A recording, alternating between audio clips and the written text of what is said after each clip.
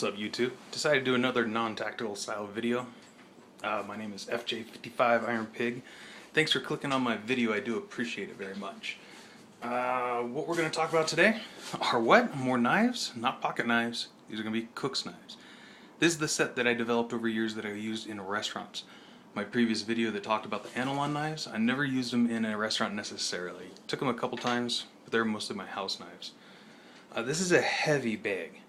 I'm gonna guess 10 to 20 pounds. And you're like, what? No, I don't have every knife or every tool in the world in here.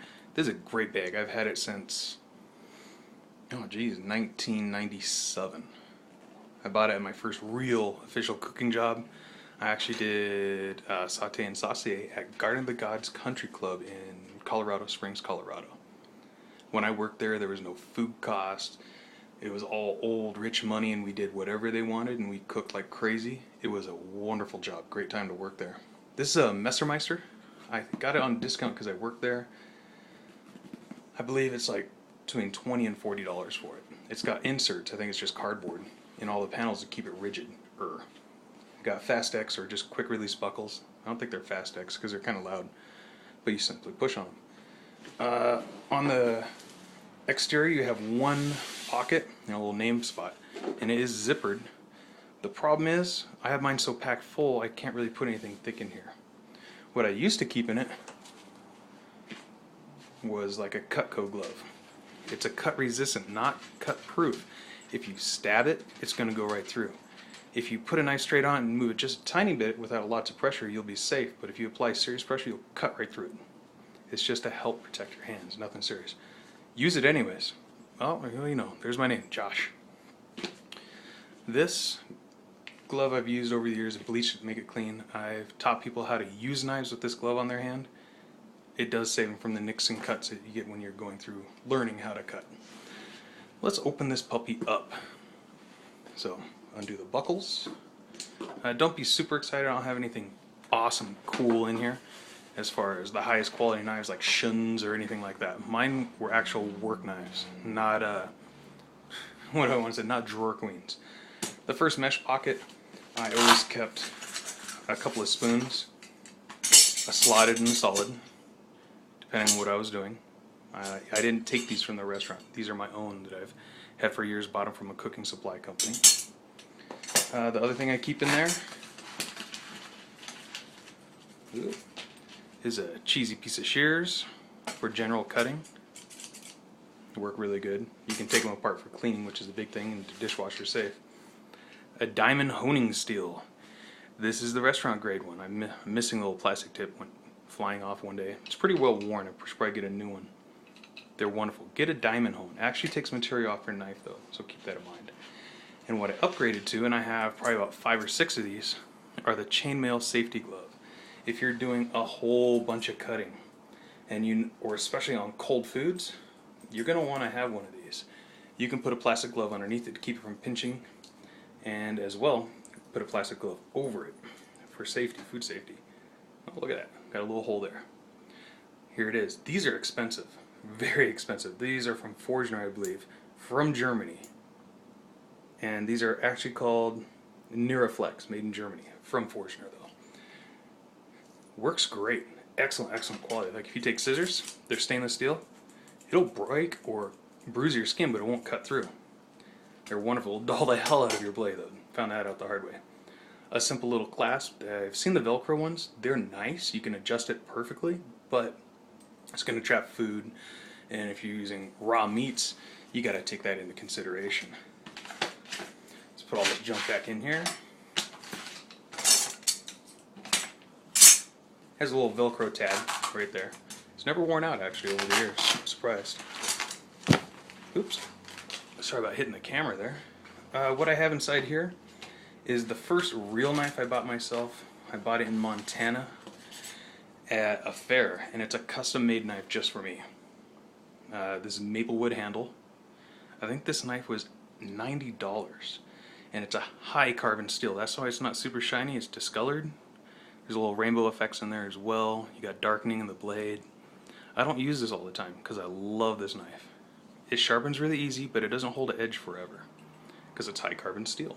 But it's a wonderful knife. I really like this choil. I didn't even know what a choil was when I bought this knife. I was 17 years old, and it fits in there perfectly. There's some sharp edges on the blade. They're not rounded. I love it. Not super heavy, handle's beefy, and it's a workhorse. Beautiful, beautiful knife. And it's got brass riveting, all that good stuff. It's just a trade vendor there. He took my measurements and made it for me back then.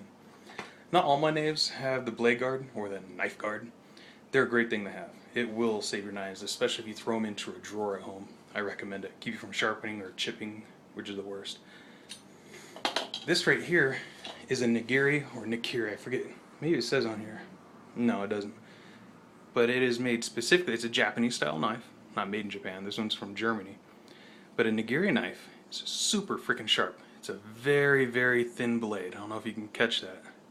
Super thin. It's made for vegetable use primarily. That's what the Japanese use it for. Oh my god, it's wicked, wicked sharp. A rounded top. It doesn't continue onto the sharpening right there. Or the sharpening, I'm sorry, the blade. It stops right there on the edge. I love this knife. You can't abuse it though. It's a very fragile knife. It's made by Forstner. I don't know, when I bought it was like 30, 40 bucks, something like that. The next one I have, and it's a fairly newer one, my last boning knife, I had to get rid of it. It was all rigged out and tiny. This is a different type of knife blade cover, really cheesy. It's a Victorinox, but a boner. Now I know, if you're younger and you're listening to this, you probably just laughed. This is a Dexter. It's a V10 steel. Is that right? No, a V-low steel. It's nice. Good rust resistance, not perfect. USA made. And it's a V136F. What that basically means is it sharpens very easily and will hold edge very well. If you cut lots of meat, this is a knife to get. If you cut a lot of fish, this is the type of knife to get. Very sharp, all the way up to the tip. It's got a decent belly, not a huge one. You don't want to put your finger on this kind of like a reverse choil because it is sharpened all the way down into the curve. It is flexible. That way you can bend around bones, or if you have to, let me see if I can get this on camera, you can bend it like that. It's made to be flexible and spring right back. It's pretty much a unitasker in the sense that it is strictly for boning.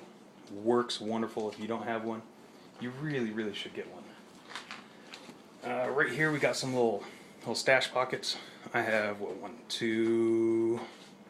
I've got 2 permanent black markers and 1 felt tip pen. They work. Slots for business cards, another slot for whatever. I've never used it even once. This flap, I didn't have a blade guard on my knife and it cut through one day.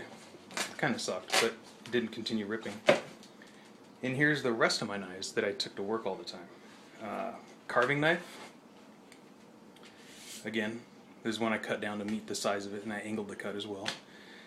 This is called, to get on camera, a connoisseur, made by Dexter. And this one's a high carbon. It's stain free. It's a 12-inch model, and it is scalloped. I like the scalloped, especially if you're carving roasts, turkey breast, a whole turkey, whatever it is.